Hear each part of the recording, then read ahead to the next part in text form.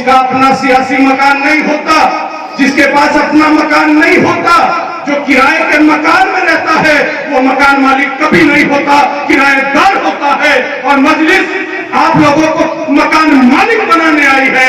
नैयर काज़मी आप लोगों के पास आपको मकान देने आया है कि ये आपका सियासी मकान है, ये आपका सियासी ठिकाना है। आप इस ठिकाने में रहिए और फख्र से कहिए, देख लेना, आप जाके पूछिए किसी ब्राह्मण से और पूछिए उससे कि तुम्हारी पार्टी कौन सी है, तो फौरन कहेगा कांग्रेस पार्टी। वोट आप लोग देते हो, पार्टी वो अपनी कहता है।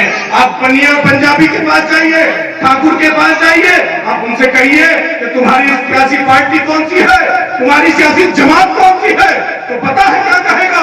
फौरन कहेगा भारतीय जनता पार्टी।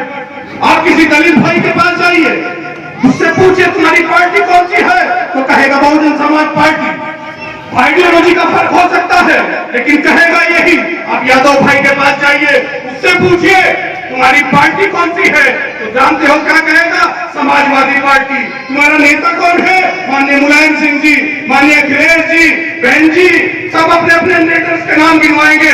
लेकिन जब मुझसे आपसे पूछा जाएगा, कोई कहेगा कांग्रेस, कोई कहेगा बसपा, कोई कहेगा सपा, कोई कहेगा किसी और पार्टी में, किसी और दल में। क्यों? क्योंकि हमारे पास हमारा सियासी मकान नहीं था, हमारी कोई सियासी जमात नहीं थी। और मेरे दोस्तों, आज मजलिस आपके घर पहुंच गई, आपके दरवाजे पर आकर दस्तक दे दी।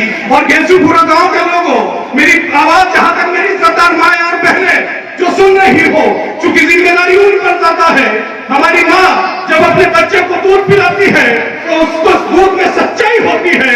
जब हमारी बहन उसे अपने साथ खिलाती है तो उसे सच बोलना सिखाती है। जब वो घर से बाहर निकलता है तो वो हक दूध पीकर निकलता है और सच सीख कर निकलता है। जब वो बाहर जाकर माइक पकड़कर हाथ में और फिर हक की बात करता है। तो इसलिए मेरी बहनों, मेरी माँ, तुम्हारी जिम्मेदारी और ज्यादा है। तुम अपने बच्चों को बताओ, अपने बच्चों को तालीम दिलाओ। इन बच्चों के तालीम के लिए बहुत सारी दिक्कतें हैं, बहुत सारे वक्त गुजर गया। अभी सच्चर कमेटी का रिपोर्ट का जिक्र किया था हमारे भाई कन्वीनर साहब ने। सच्चर कमेटी की रिपोर्ट बिल्कुल सही कहा उन्होंने कि हमारे जो हमारा दलित समाज है, हम उससे भी नीचे है। मेरे दोस्तों, क्या हो गया तुम्हें? क्या तुम्हें अल्लाह ने इसलिए भेजा था कि हम बटेंगे, हम जात और बिरादरी में बटेंगे, हम कौम में बटेंगे? नहीं मेरे दोस्तों, हमें इसलिए नहीं भेजा दुनिया में। हमें भेजा है मजलूम की मदद करने के लिए, हमें भेजा है जालिम की मुखालफत करने के लिए, हमें भेजा है इसलिए अल्लाह ने दुनिया में कि जाओ और जाकर मजलूम का हाथ पकड़ो और जालिम का हाथ पकड़ो और मजलूम की मदद करो। इसलिए दुनिया में आए हैं। मजलूम के लिए कोई कायद नहीं है। अगर मजलूम हमारा हिंदू भाई है, हमारा दलित भाई है, हम उसकी भी मदद करेंगे। और जालिम अगर मुसलमान है तो हम उसकी मुखालफत करेंगे। ये मजलिस का पैगाम लेकर आए हैं मेरे दोस्तों। हम लोगों ने सबको देख लिया। 70 साल कम नहीं होते। 70 साल किसी कौम को, किसी बिरादरी को, किसी पार्टी को, किसी जनादेश को देखने के लिए कम नहीं होते। 70 साल बहुत होते हैं। 70 साल में सबको देखा है, सबको भुगत लिया है। आपने अपनी बात देख ली, आपने अपने बच्चों का मुस्तकबिल देख लिया। पिछले 70 सालों में आपके साथ भेदभाव क्यों है? अभी एक साहब ने बिहार का जिक्र किया। बिहार में आपके 5 MLA जीते। मैं भी एक हफ्ता वहां रहा था, बैरिस्टर साहब के साथ रहने का मौका मिला। एक हफ्ता में वहां रहा। एक जगह 22वीं विधानसभा है जिसमें हम लोग मेहनत कर रहे थे। वहां हमारी 22वीं विधानसभा में बैरिस्टर साहब का प्रोग्राम था।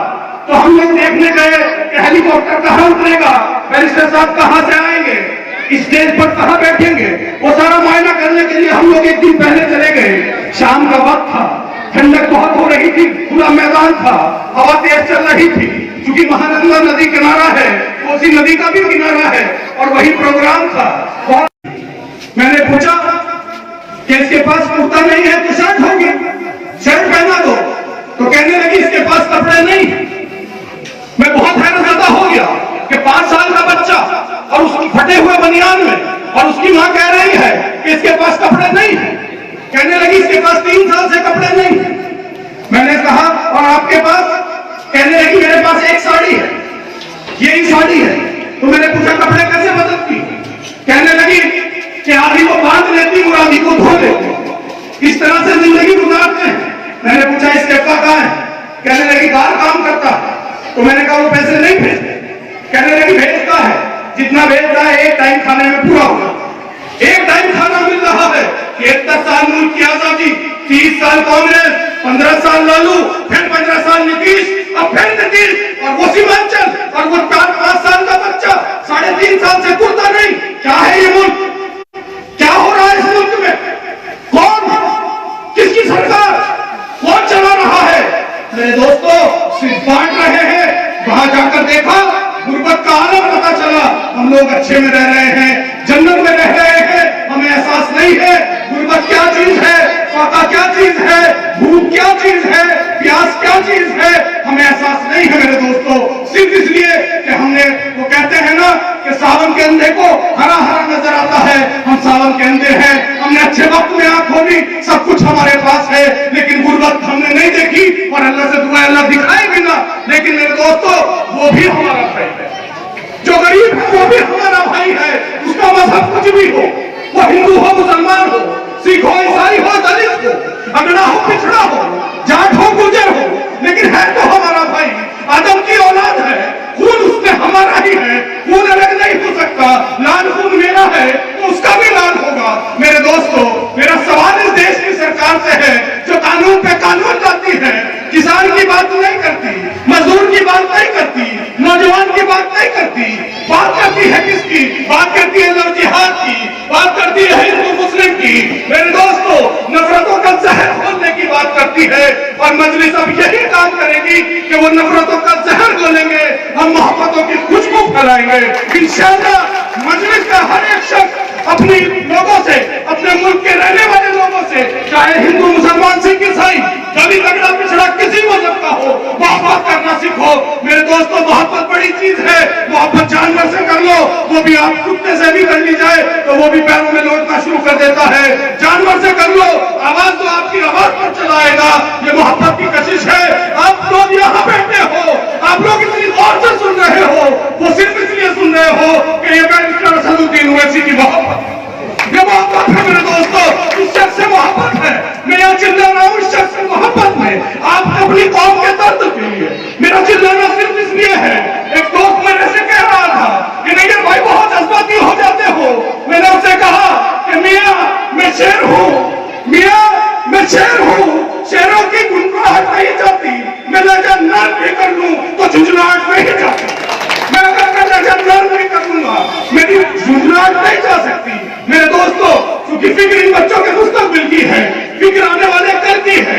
हमने अच्छे में आंख खोली है, मुल्क के हालात बहुत अच्छे नहीं है, और उसका एक ही तरीका है।